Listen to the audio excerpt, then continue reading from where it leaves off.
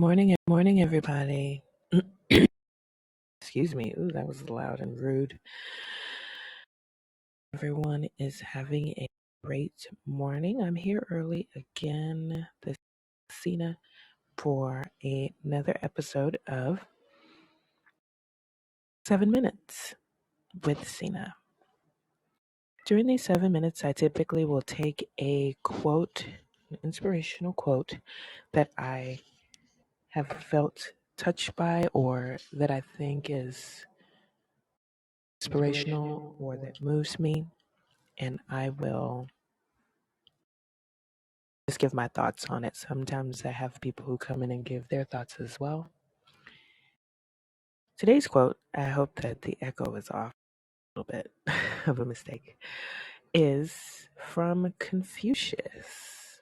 Going back in a little bit of time today. And the quote says, "It doesn't matter how slowly you go, so long as you do not stop." On these talks, on this particular channel, I try to talk about things that are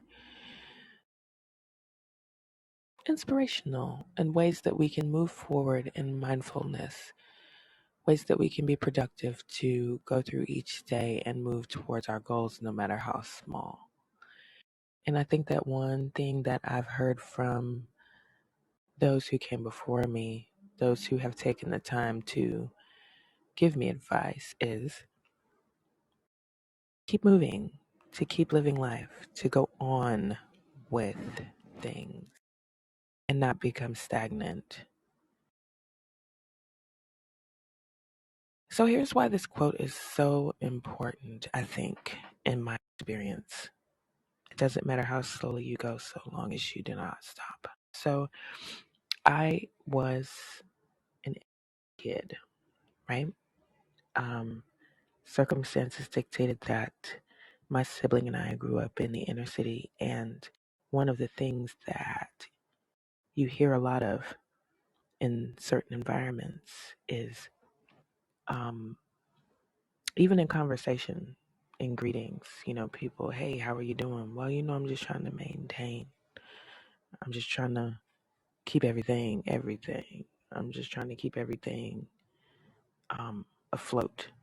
Or I'm just trying to maintain a certain level. Or I'm just trying to survive even. Now, I'm not sure if I got this confused with I'm trying to keep everything at a certain level, or if what was being said really was, well, I'm trying to keep up the same level of productivity that I had yesterday so that I can move forward. I don't think it's the latter. What I learned with being able to see other things and go other places and meet other people is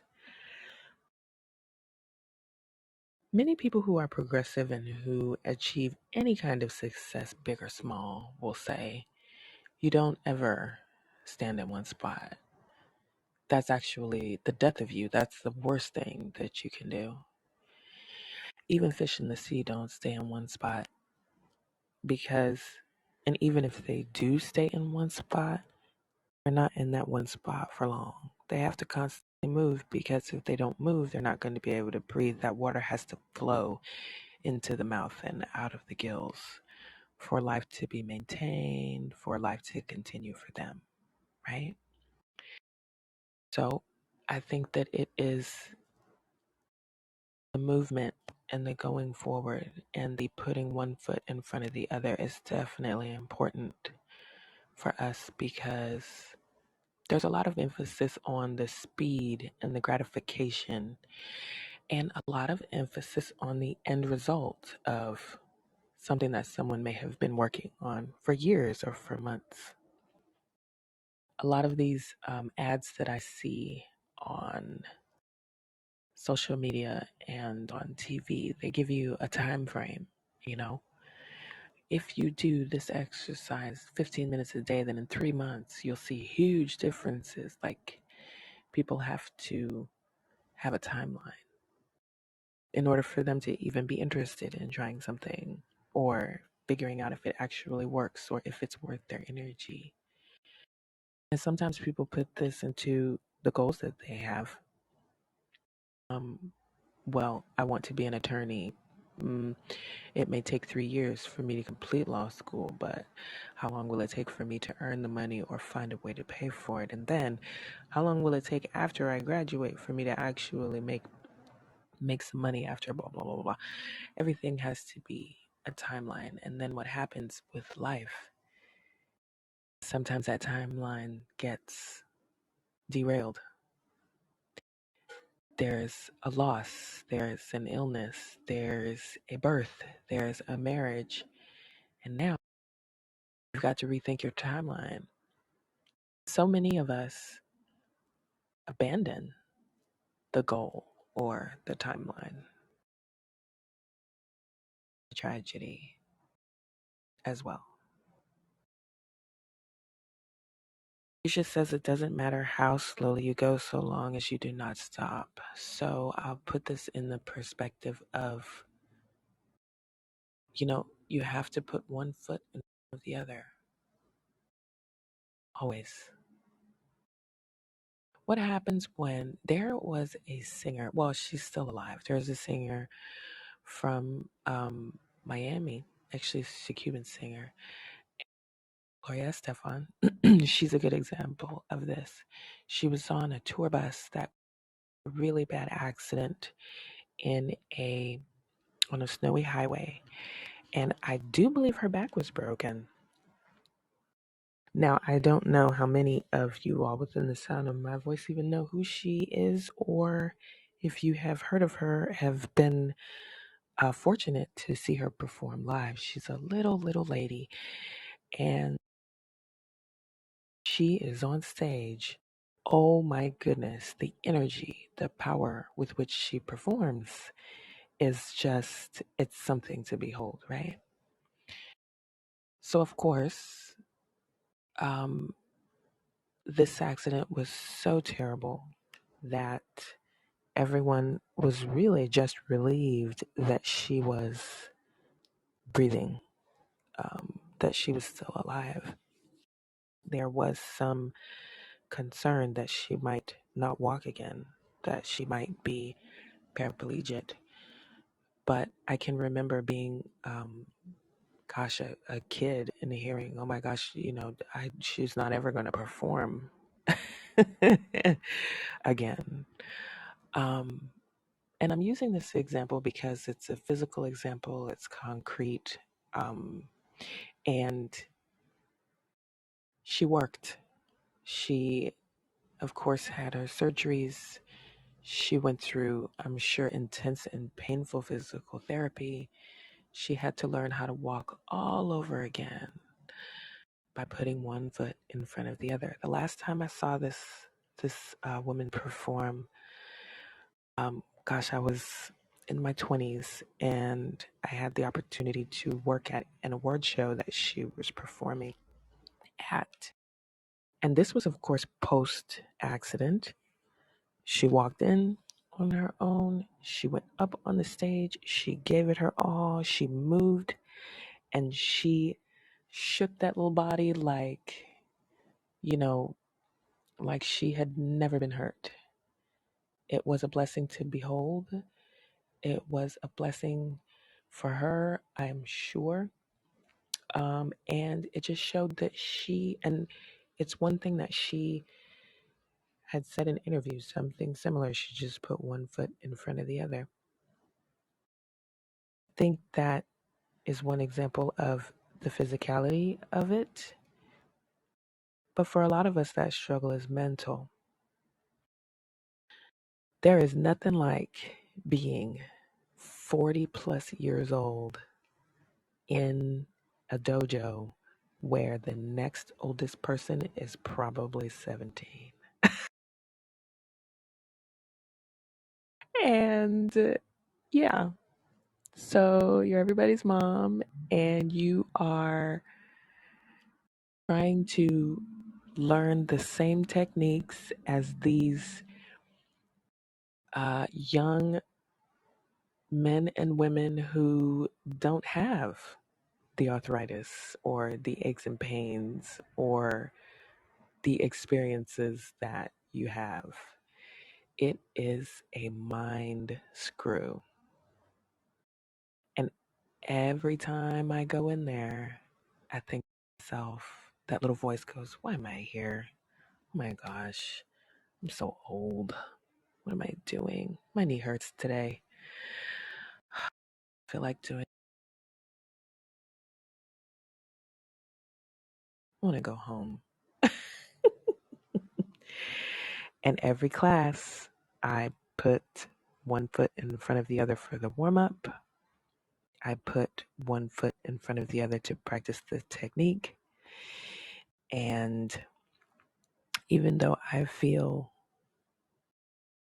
sometimes so exhausted that I just come home and lie face down on my bed, still try to put one foot in front of the other. Because it's important that you don't stop. You don't just give up. In the few years that I have been studying, later on this evening, I am going to a ceremony to receive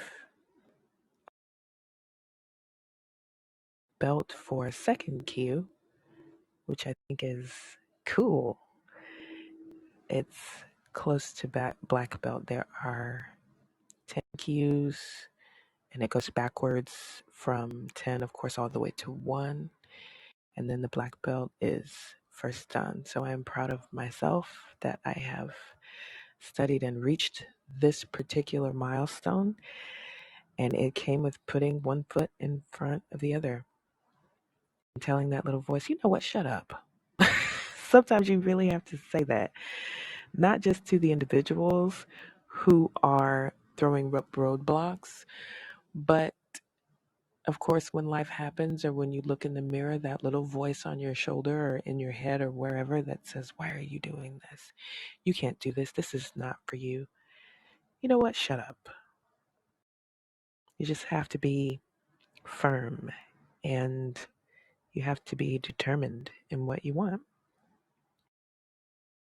Same thing with finding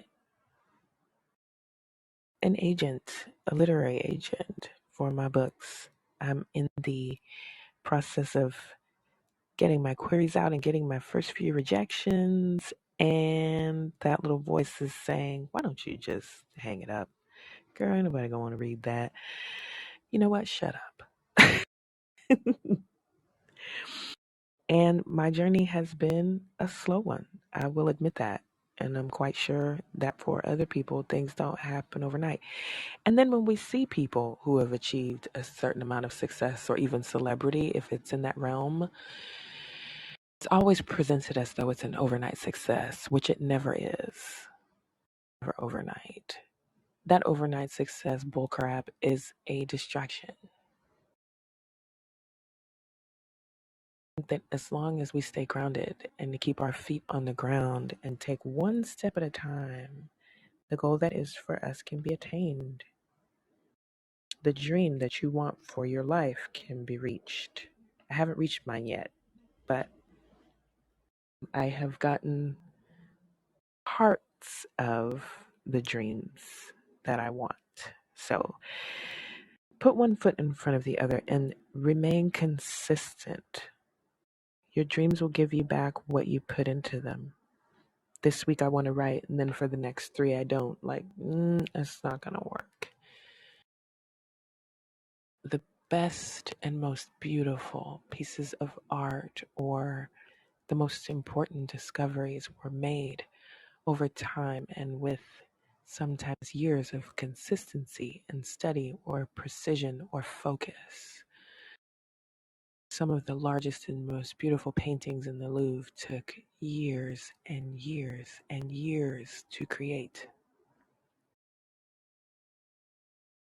Some of the most important discoveries in science and in engineering may have been found by accident, but after years and years of focus and discipline. So I think I'm going to go with Confucius today and agree. It doesn't matter how slowly you go. so long as you do not stop moving, because that movement and that determination is life and breath. What we give life to, what we give breath to, is what will manifest. So, as always, I like to say to everyone, remember to be kind, and I hope to see you again on the next talk. It's been 7 minutes with Sina. Of course, it is always longer than 7 minutes. Thank you for joining me, and I hope to talk to you again soon. Be well.